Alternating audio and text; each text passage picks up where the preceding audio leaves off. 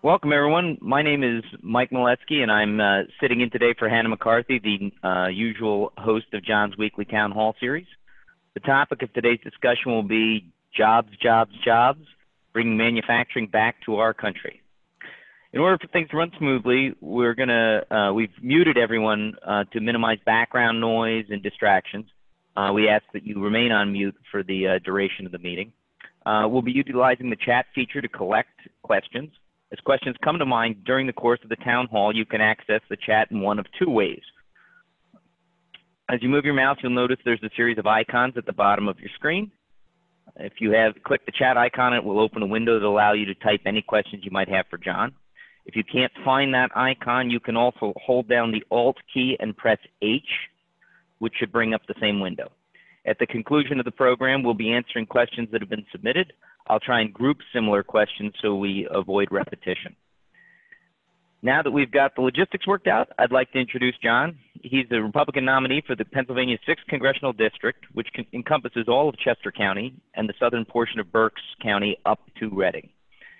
John is a manufacturing and operations executive with experience managing employees and facilities across the United States as well as around the world, including countries like India and Germany. John has a degree in chemical engineering from SUNY Buffalo. He and his wonderful wife, Allison, have been married for over 39 years and have 3 children along with 3 grandchildren. John's running for Congress to improve our healthcare system, fix the broken immigration system, and perhaps most pertinent right now, to grow the United States economy and create good jobs for folks here in Pennsylvania's 6th Congressional District specifically. Without further ado, I'll turn the meeting over to John and he'll kick off the program. All righty. Thanks, Mike. And good morning, everyone. Thanks for tuning in again. I've lost track now. I think this may be our 6th town hall. So I just was taking note of the weather. It's obviously a little warmer and sultry today than it was last Saturday.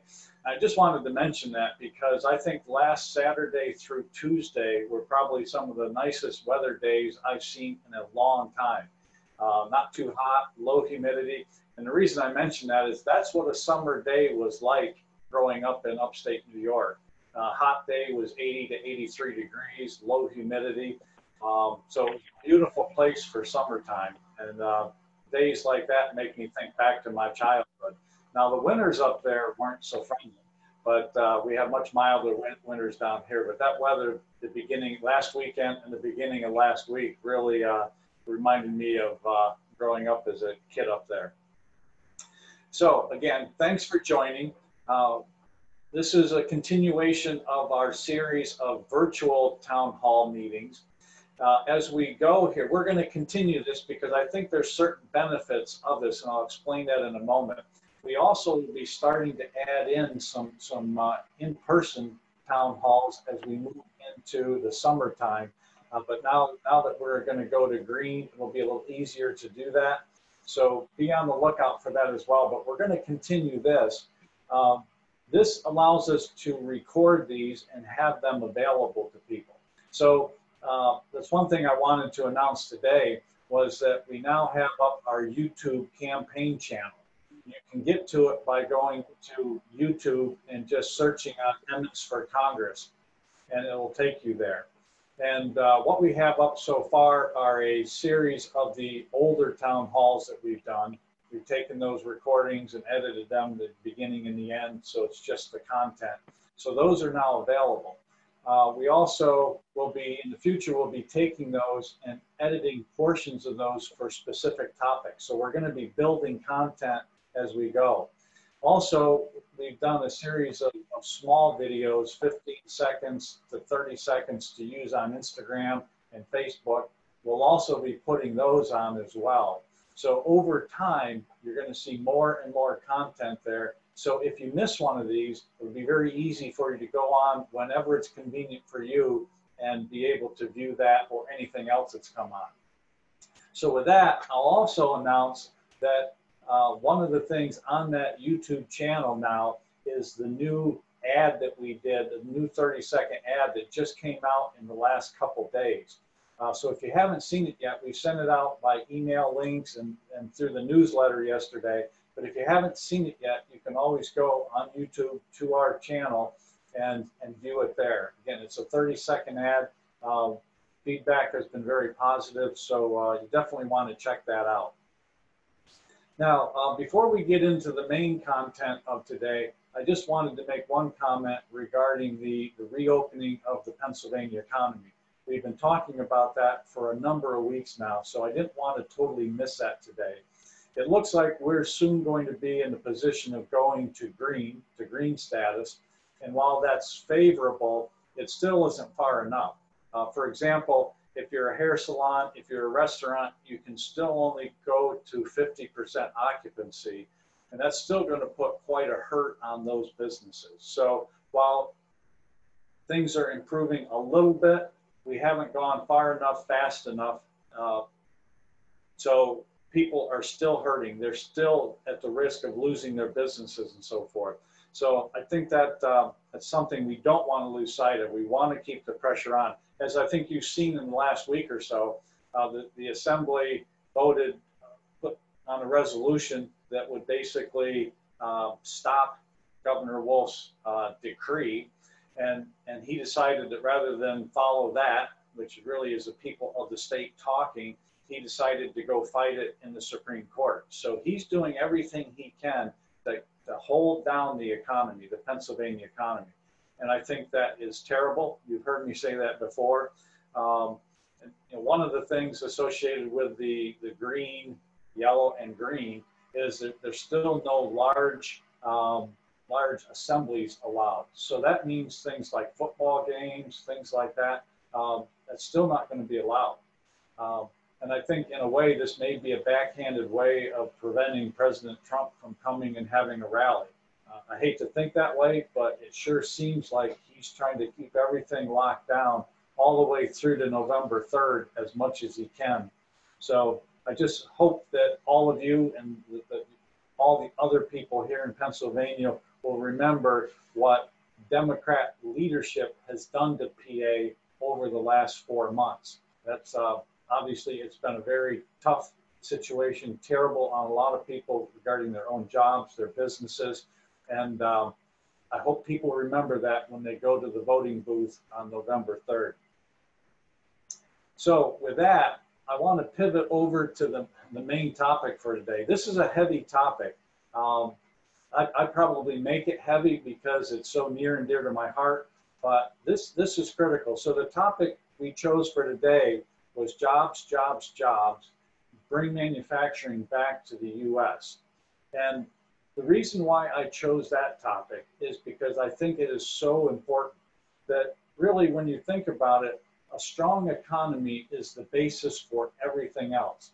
And it's just absolutely vital that we get to not only a strong economy like we had before COVID-19, but actually by bringing manufacturing back, it will create an even stronger economy. And I'll go into the reasons why here as we go.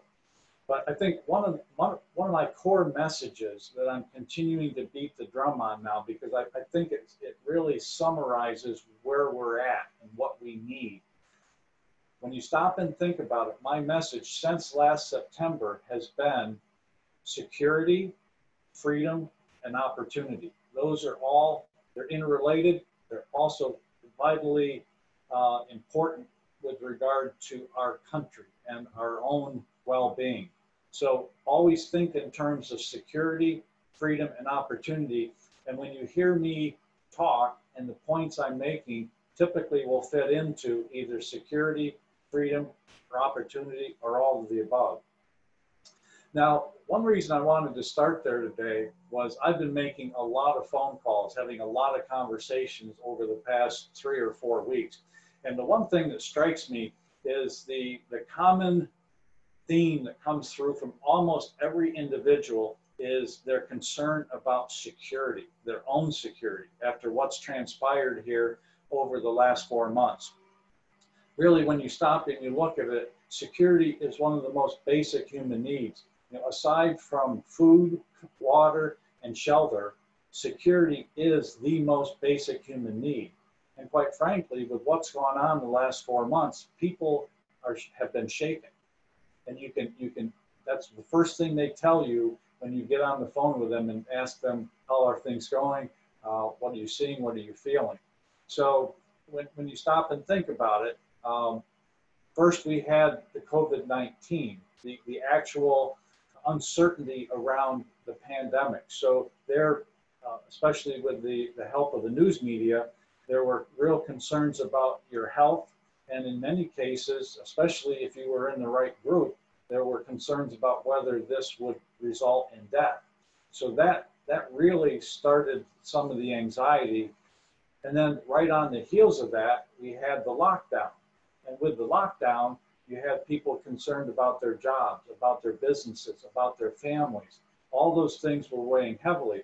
And what was supposed to be a 2 or 3 week lockdown turned out to be 3 months. So that has built on the anxiety as well.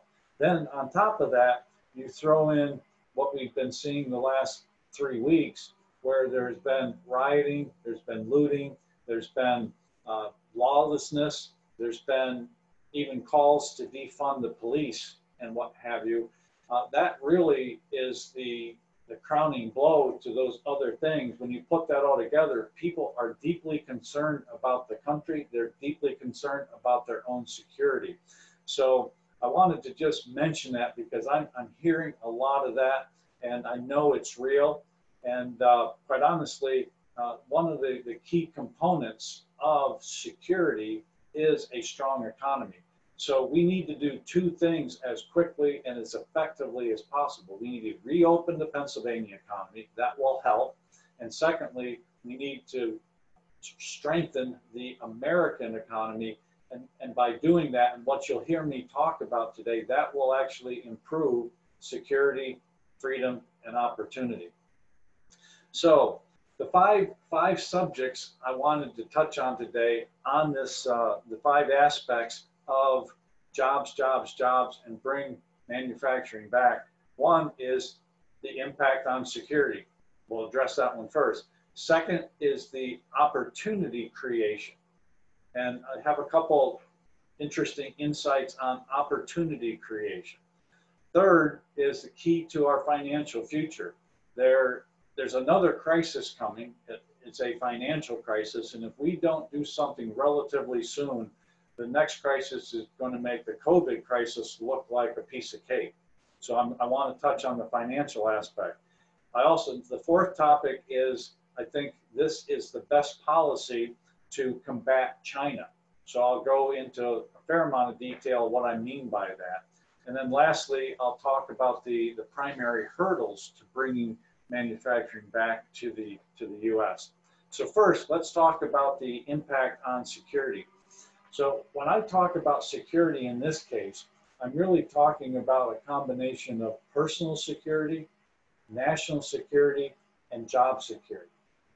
So when you step back and you look at what has really come to light here recently, is that other countries, and in particular China, control way too much of our supply chain.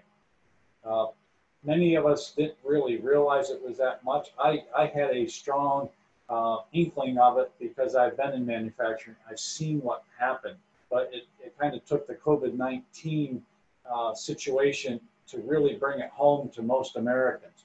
So when we talk about the supply chain, and from a security standpoint, we've relied way too heavily over the past couple decades on countries, and especially China, to be critical parts of our supply chain. And now all of a sudden we realize that there's huge holes in our supply chain which affect our security. Again, personal, national, and our job security. So I wanted to give you one example. You've all heard about this, I think, at this point, but the pharmaceutical industry, antibiotics. We don't make 1 ounce of antibiotics in this country. It's all in China and India. But it's also instructive to know how that came about, because this is a classic model for what China does. So what they did was they started acquiring the pharmaceutical capabilities, and they tend to do that in 2 different ways. They either acquire the technology, but in more cases what they do is they invite American manufacturers over and in essence learn the technology from them. So that's what they did some time ago. So they developed the basis of their pharmaceuticals. They set out, quite honestly, to dominate it. And you'll see what I mean. So they developed the capability of making pharmaceuticals. Then the next step was to basically offer those pharmaceuticals at a price so low that the American companies could no longer compete. So over a period of time, all of those American companies either moved their facilities over to China so they could compete in that labor market or some other place. So then we found ourselves where we had no capability. Well, then, once we got to that point where there was no longer anyone manufacturing here, they actually then came and they bought the equipment from the factories that had been shut down. So they bought that equipment, they took it over to China. They weren't necessarily using it, but they took it away from us. So some of the specialty equipment that's needed for pharmaceutical manufacturing, they took it so we couldn't get back into it easily if we wanted to. Then when they were at that point, what did they do? They raised the prices, in some cases to 4x. So it's a classic situation of knocking other people out of the market, and then once you have a monopoly, then you take advantage of that. So that's what they did in pharmaceuticals. And then we worked ourselves into a situation where we're dependent on them for things like antibiotics. So that's one example.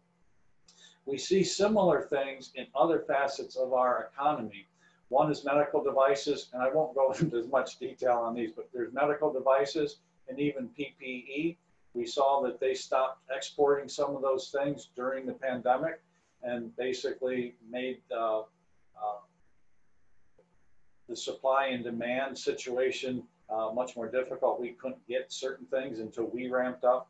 What a lot of people don't realize is that there's many other facets of our economy that they control key components. So things as basic as our agricultural complex, they control pieces of that. Our energy complex, they don't control the whole thing, but they control certain manufacturing of key components. Also, with regard to things as simple as rare earth minerals. You may have seen in the news just this last week, the government, the Trump administration pushed through some quick streamlining of regulations so that a company out in the West could start mining rare earth metals again. That's what we need. But up until that point, we only had one remaining source here in the States. Everything else was coming from China or I think maybe Australia. So you have that as well. From a technology standpoint, we see this all the time, that between networks, certain software, certain hardware, they have at least a very strong access, if not a somewhat of a control of that. And I think you realize with what the 5G or whatever, they were kind of cornering the market on that. So all those things go to things that they could actually, ultimately, they could threaten us with. They could certainly make life difficult for us by turning those off or making them more expensive. All those things play into our security, our national security, our personal security, because if we can't get certain drugs for an ailment we have, that certainly impacts our personal situation.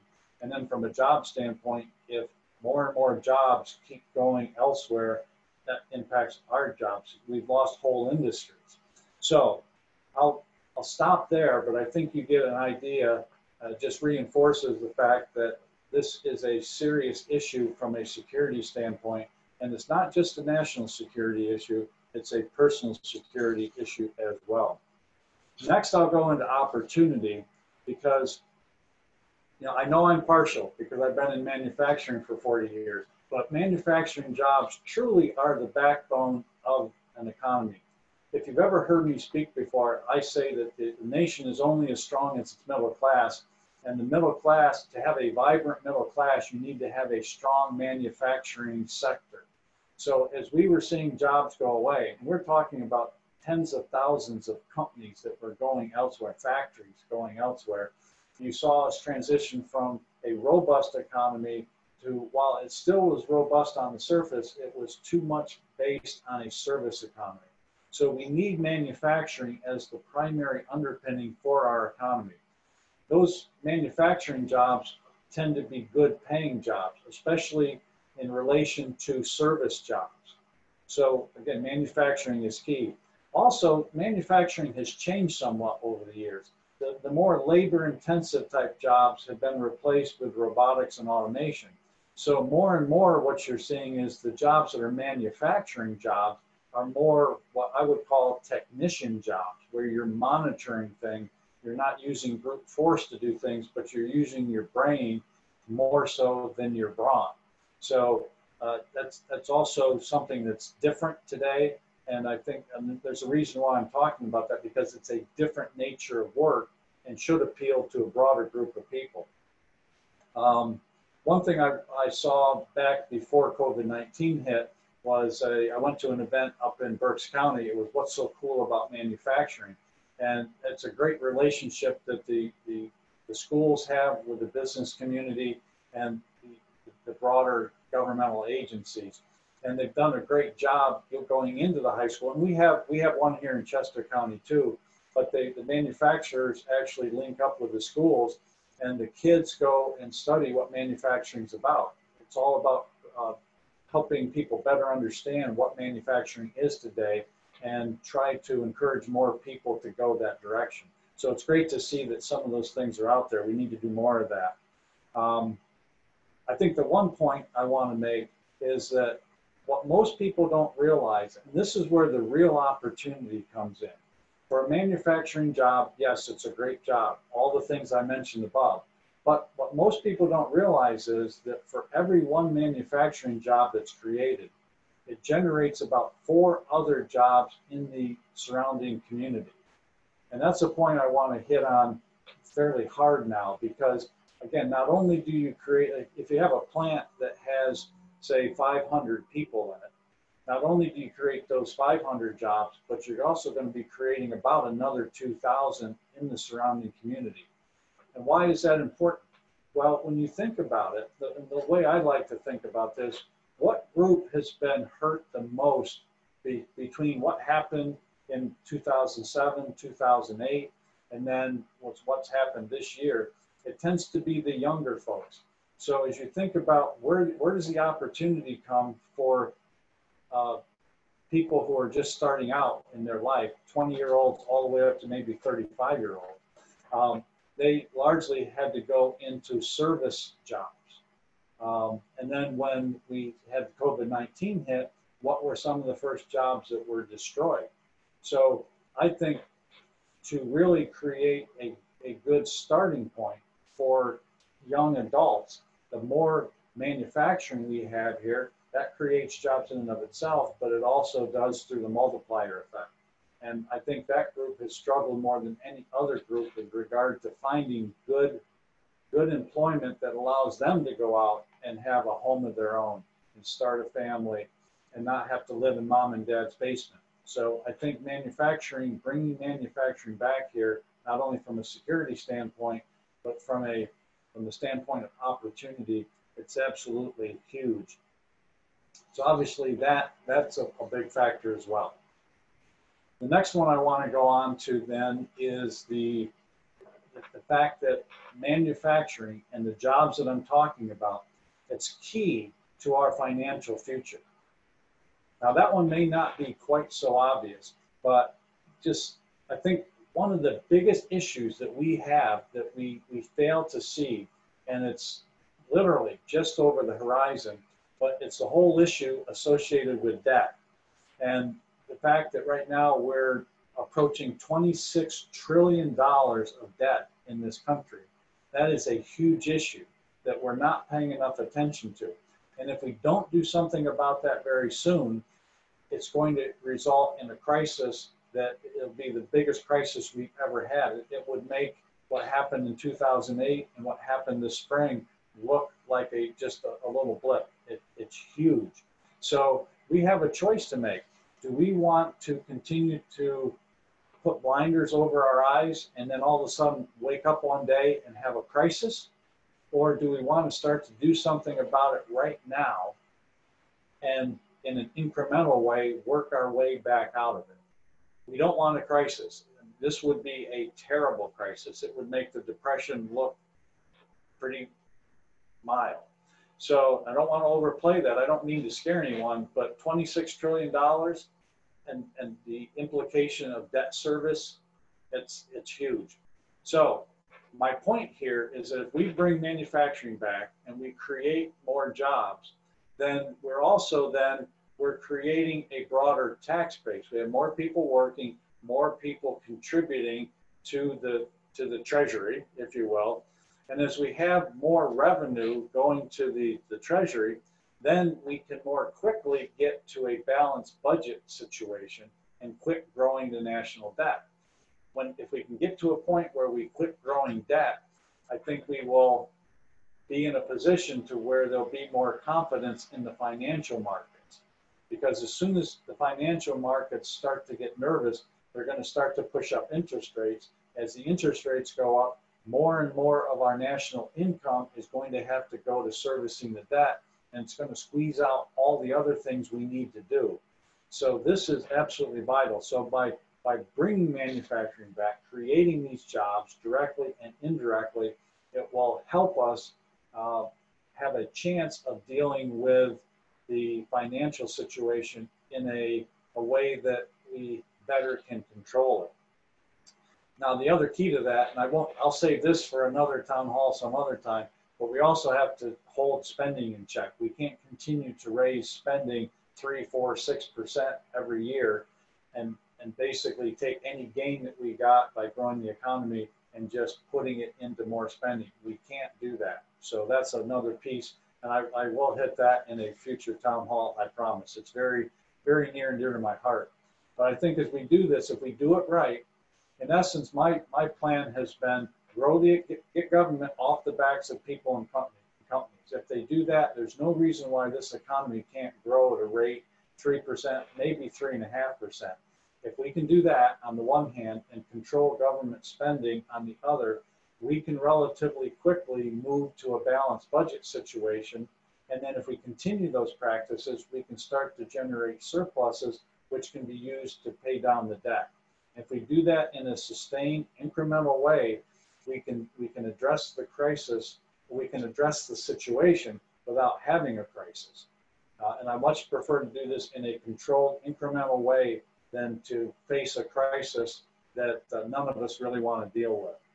So when you think about that crisis, I'll just mention that, then I'll move on. With what's on the horizon, the best case will be much higher interest rates, and I already talked about that. Right now, one of our only saving graces is the fact that the interest rate is so low that a relatively small, it's still huge, but a relatively small part of our national income goes into servicing that debt. If it got up to 4 or 6%, where it's been historically, we would have to pay quite a bit of money just to service the debt and pay back people who own those treasury bills, etc. So that's the best case, high interest rates. The worst case would be more like what we see in third world countries, where you end up with periods of maybe high inflation, and it just depends on how things happen. You can have high inflation, and at some point you'll get deflation. When things get severe enough, you end up devaluing the dollar. And all those things are, if you take the history of places like Argentina or even Venezuela and so forth, and see what happens, Chile, when that takes place, that's on the horizon. So we have to do something about this soon. And again, I believe very strongly that it's just another foundation block for why we need to grow jobs and bring back jobs to this country, so that we do it in an incremental way as opposed to a crisis. Next category is the best policy to combat China. Now, where am I coming from there? Well, I really believe that China is probably the country that we should have the most concern about. Yeah, we need to be concerned about Russia. Yes, we need to be concerned about Iran. yes, we need to be concerned about North Korea. Quite honestly, if we did something about China, which I'll talk about, then North Korea would have less of a supporter nearby. So when I talk about combating China, uh, China is obviously outwardly aggressive. They're also quietly aggressive. They want to expand their control everywhere. We see that. I think you're aware of that. So the basic thesis here is that if we bring back manufacturing jobs from China, then in essence, that will weaken them to a degree because, quite frankly, it's that manufacturing and exporting which creates the money for them to do the things that they do. So if we take manufacturing jobs back here, it not only strengthens our economy, but it weakens theirs. It takes the fuel away from their engine, if you will. So it's almost akin to what Ronald Reagan did with the Soviet Union. You know, he basically did a military buildup, forced them to do the same thing. They were at the time they had been in Afghanistan, which was very expensive, and they just got to a point where they couldn't compete economically, and the Soviet Union dissolved and ended up with Russia. But so that's a look at that. Um, Obviously, if they have less money to spend, they're going to have to prioritize, and they won't be able to project themselves around the world the way that they have been doing recently. And quite honestly, when you look closely and see how they have been projecting themselves, one of the ways that they do that is they buy politicians in other countries, and you know they have been active in this country. Along with that, they I think you've been seeing more recently that in a very quiet way, they even help support the propaganda machine, uh, even to the extent of buying ads which look like articles in things like the New York Times. So the less money they have to spend on those types of ulterior motives, the better for us, the better for our security. Obviously, by doing that, it reduces their leverage and it reduces their ability to threaten us by shutting things off, if we bring that back to my supply chain commentary. So the other aspect of this, which you probably thought about, but by doing this, by not taking as much manufacturing over there to begin with, but by bringing it back, it will actually force China to develop their own IP and their own basic development. What do I mean by that? Well, the style that they have used over time, we all know that they have been guilty of intellectual property theft. That's one thing. But there's another way that they do it kind of legally. So similar to my pharmaceutical example, what they do is they all but invite a industry over. And I think many of you probably know how they do this. They invite an industry over. They say, we will give you free land if you put your factory here and you have all this nice cheap labor. And oh, by the way, you can't own it. We own 51%. You own 49%. Well, what typically happens? You bring all your technology over there, you teach them how to do something, and then one of two things happens. A few years down the road, they either push you out, or more, quite honestly, what they do is a similar factory pops up 2 miles down the road making exactly the same thing that you do. So they're buying your technology and then using it to make life difficult for you and create more competition, in essence, and eventually squeeze you out. So, so we spend the money on development and technology and then, in essence, hand it to them. If we were wiser about it, we would not let that happen, and they would have to invest more of their own money and resources into development and not buy or acquire it from us. So I think when you look at those different aspects, this would be a way of combating China in a responsible way and just putting economic pressure on them, which would reduce the threat to a degree and level the playing field to a large extent. So next, and I'm getting to the end here, the primary hurdles. So what might be preventing American business from, or business manufacturing coming back to the U.S.? Well, number one is a stable, favorable tax policy. When President Trump moved the tax rate from, 35 down to 21, that started the process. But I can tell you that just started the process. A lot of the jobs that you saw being created here in the States over the last couple of years was the tip of the iceberg. Why do I say that? Because if you're going to invest $500 million in a new plant, you're not going to do it quickly, and you're not going to do it if you think that the tax policy is unstable. So what we've seen so far are industries that it's easy to move, but we haven't seen the big players yet. So we need to see a stable, favorable tax policy, and I'm a proponent of taking that number and dropping it down to 15%, because by putting it at 15%, we will be the location of choice in the world, other than Ireland. They're at 7%, I believe, but we will have the most favorable tax policy, and with capitalism, the money will flow here. So that is something we need to do. Also, such things as rapid depreciation of plant and equipment, so that companies can expense more quickly those expenditures. We also need a favorable regulatory environment. And often people say, well, there's too much red tape. Well, we've proven here recently in a number of examples that if our will is there, we can streamline. I'm not saying do away with certain regulations. I'm saying streamline and cut the red tape. I mentioned here earlier that we just did that this past week with the rare earth minerals.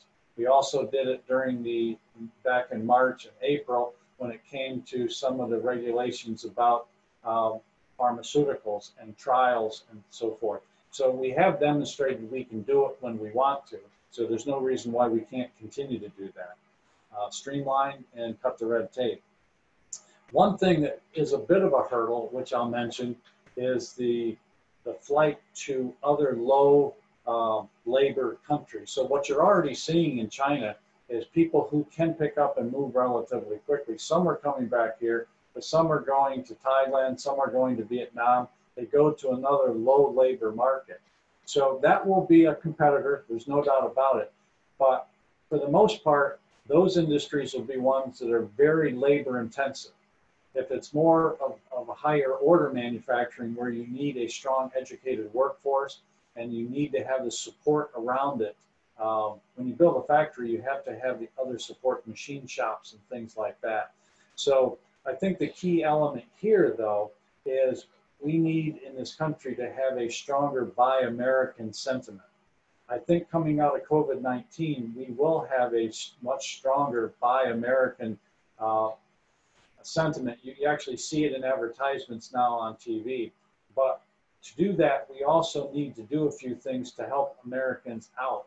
We need to have better transparency of labeling. So when you go to buy something and you want to know where it came from, it needs to be very easy for you to see it. And it's not just the finished product.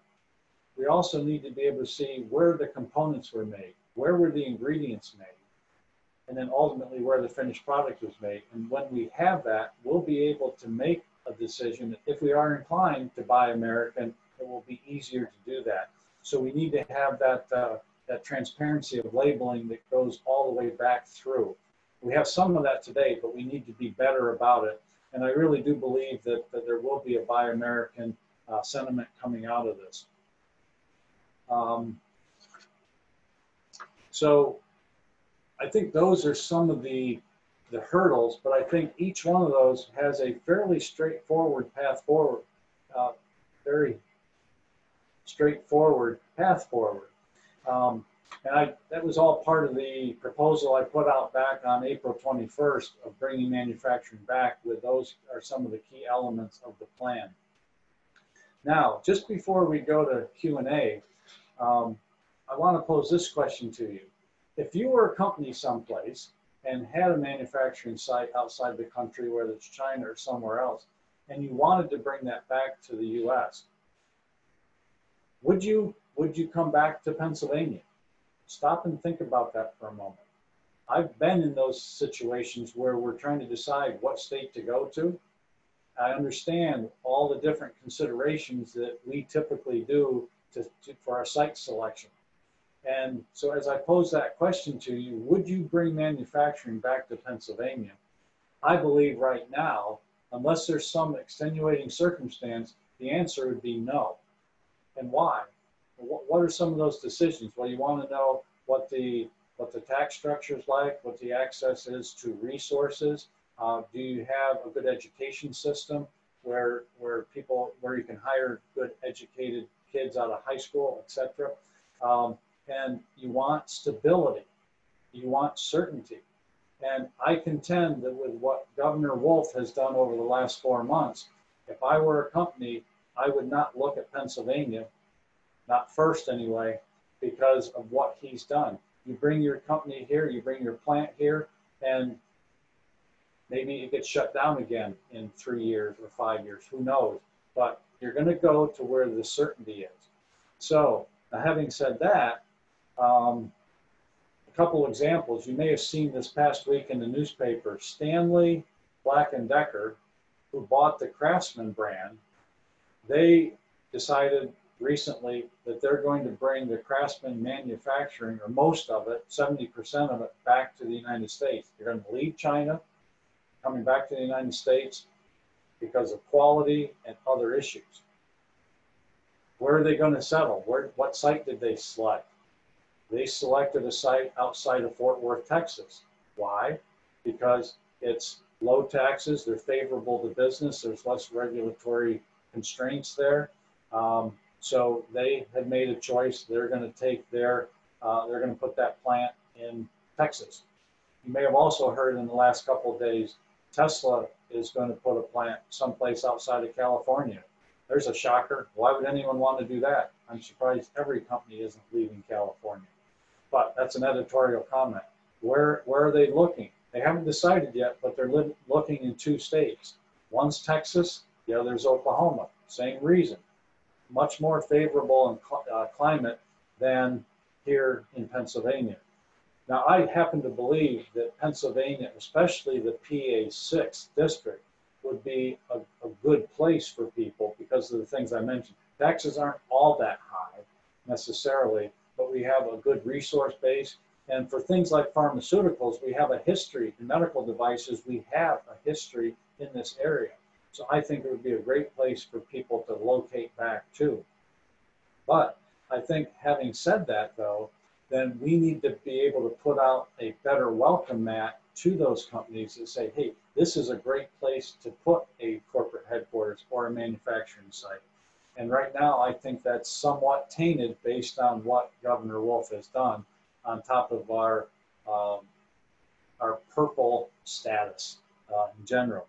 So something we have to ask ourselves as Pennsylvanians and as people in the PA 6 congressional district, is our area a location of choice? And as I said, I think that is highly suspect, especially right now. You're going to see even more people now after the recent unrest. You're going to see people go to South Carolina, Georgia, Florida, Texas. You're going to continue to see that. But the reason I'm saying this is elections have consequences. And depending on who we elect to hold significant office, which in my mind is everything from school board right on up to the president, elections have consequences. We have a choice to make in November, and we have an opportunity here to take a step in the right direction. Lastly, I think it's important to think about all these things as you make that choice, as you're talking to friends, as you're talking to neighbors and family. Think about the points that I made. Elections have consequences. We have an opportunity in November. I hope everyone remembers that in November and that we have a positive outcome because the alternative is very, very dark, and none of us want to go down that path that we're seeing glimpses of today. But we have a decision to make, and the only real poll that we can ever believe, and almost hesitate with that, is the poll that will happen on November 3rd, where we cast our votes and see what truly is the heart of the people in Pennsylvania and the American people. So with that, I will pause and hand the microphone back over to Mike, and we'll see if we have any questions today.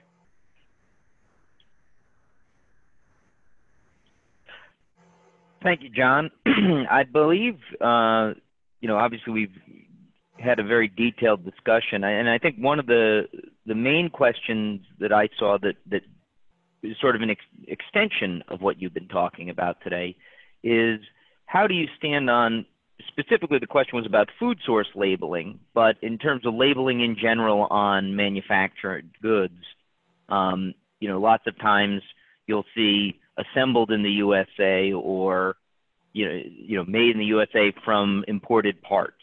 Right.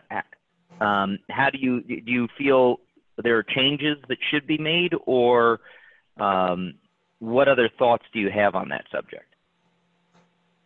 Yeah, I absolutely do. And this is one where there's a little bit of a conflict in me, because I typically don't like the government imposing something that makes it more difficult and expensive for manufacturers. In this case, we're talking only about labeling. So is that a bit of a nuisance for manufacturers? Yes, but I think in the end, it would actually be in their best interest, because if there is, and there will be, a Buy American sentiment, then they're going to get more business. But I think, to your point, I think we need very good transparency. So what I mean by that is, I think it needs to be clear in the literature that you have on the label, what is the country of manufacture as a finished component, but then also if ingredients are brought in from elsewhere, it needs to be listed where those ingredients came from.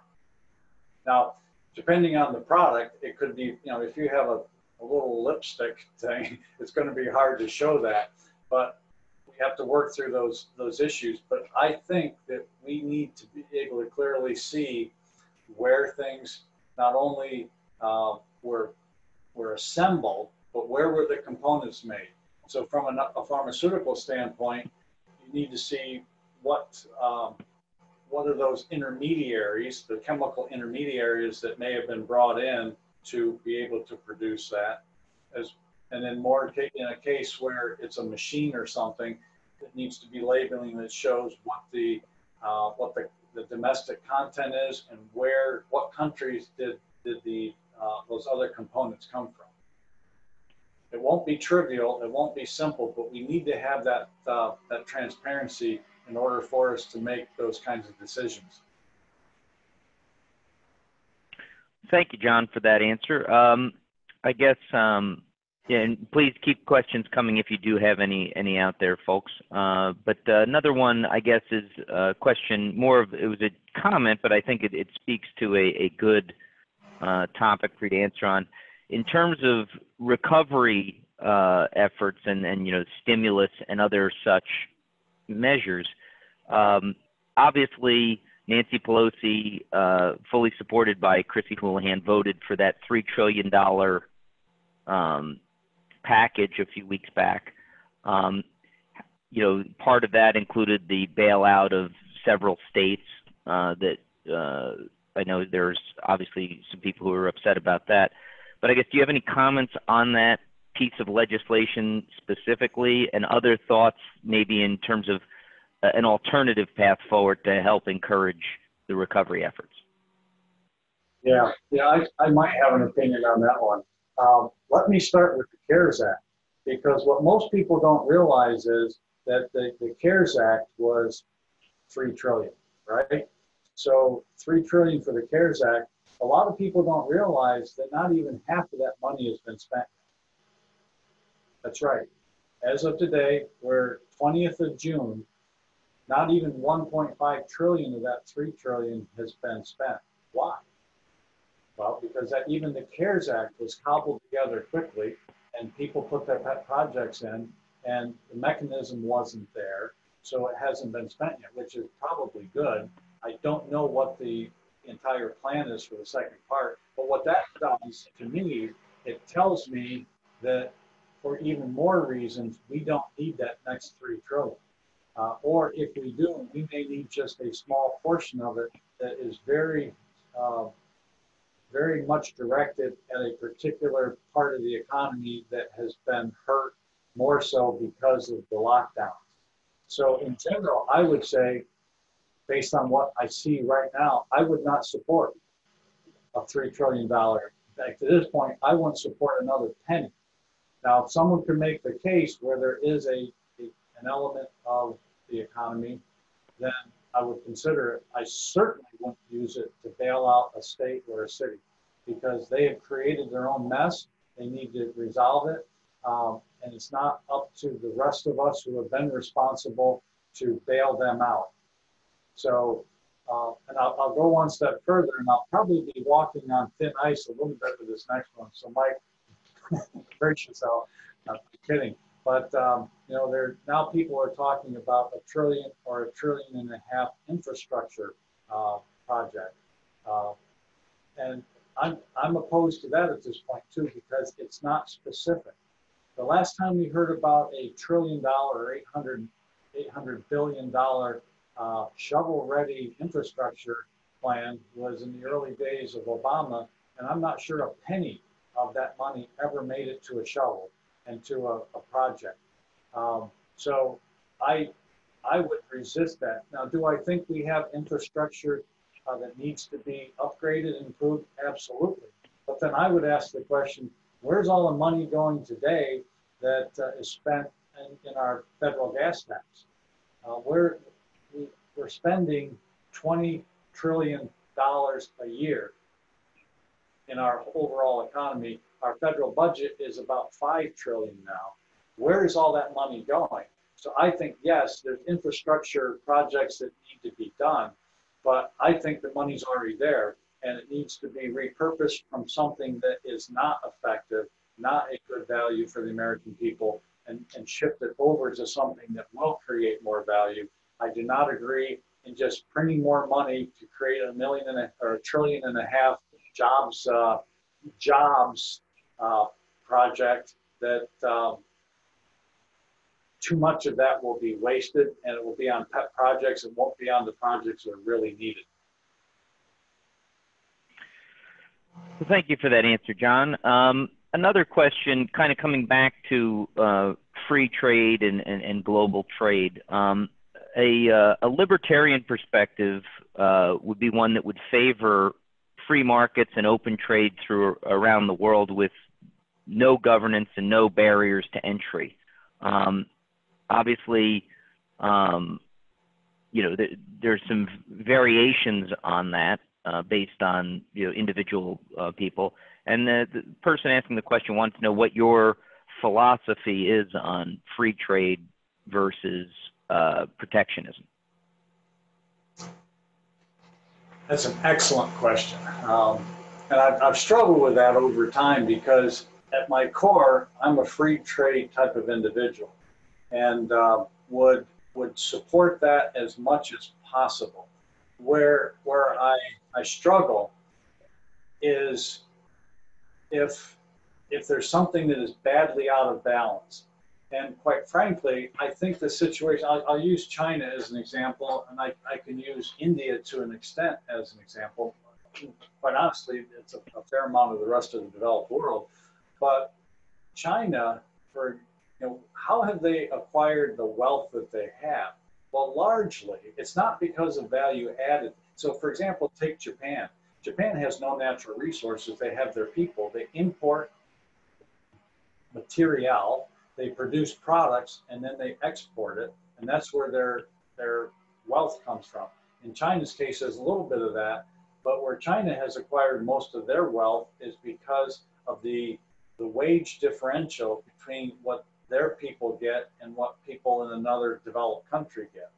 So the Chinese government has basically taken advantage of their own people over time and have leveraged that and to basically fund all of the initiatives that they've been trying to do, whether it's militarily or all the other aspects that we see, influence peddling.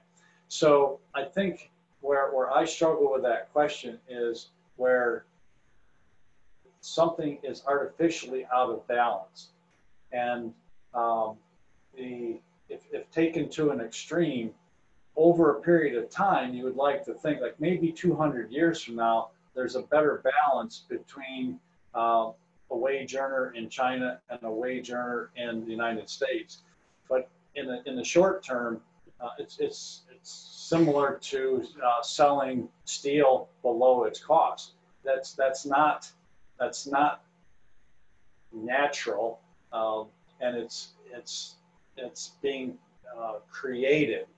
So what I would say is, for the most part, preferably all, but for the most part, free trade should rule. But where there's an artificial imbalance that has been created by a government, then there needs to be something that helps level the playing field.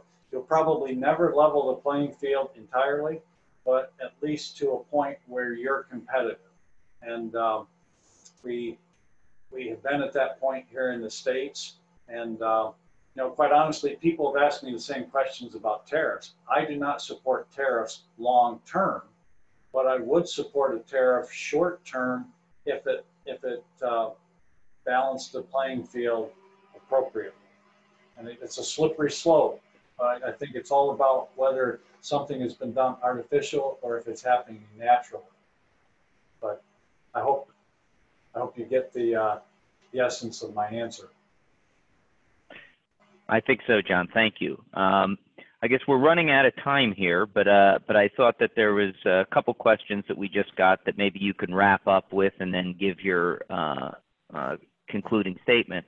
But it's in terms of people are asking about the campaign, and we have people moving into the Pennsylvania 6th from areas from other areas of either the state or even other parts of the country, where they came from a background with Democratic leadership and decided they preferred to live in this area.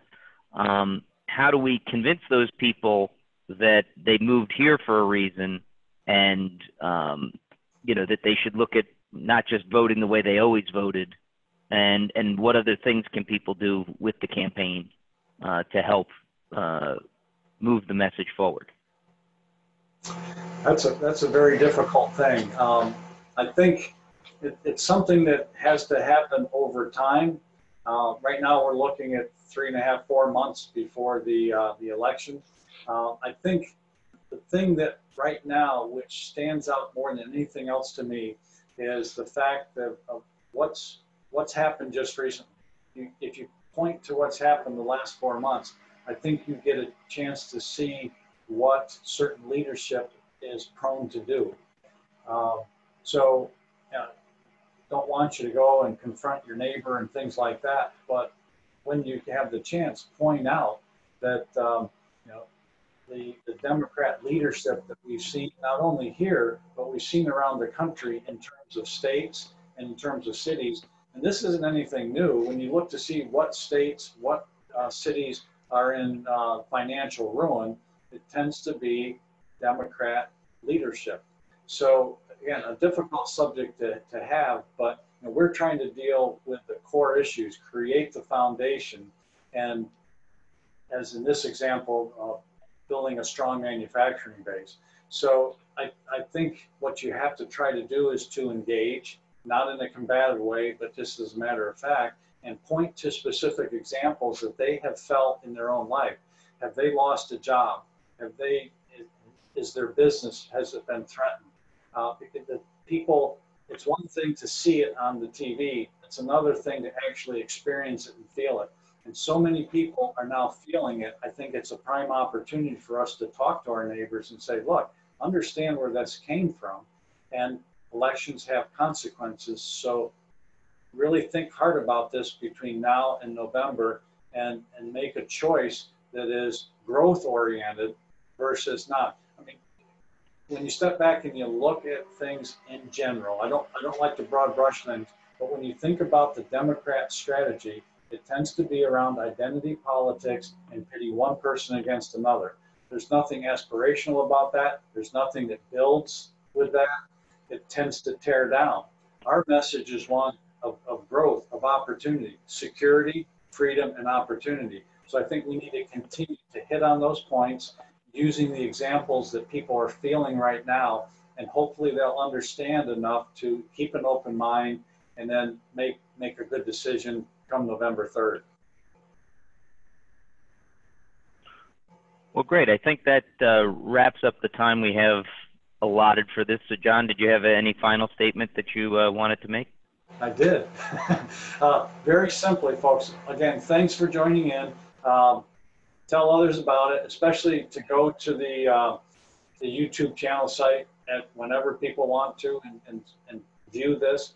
But most importantly of all, have a great weekend and happy Father's Day to all of you fathers out there. It's a great day. I know the birth of my 3 children were some of the greatest moments of my life, and then watching them grow up. So I will thoroughly enjoy tomorrow as I think back to fatherhood that I've experienced. So I hope you have a similar circumstance. Thank you very much, and tune in again next Saturday. Thank you, everyone, for joining us. This concludes today's town hall. As John said, you can view our YouTube channel and also find out more information about John's campaign and how you can contribute on www.emmonsforcongress.com. Thank you and have a wonderful day. Take care, folks.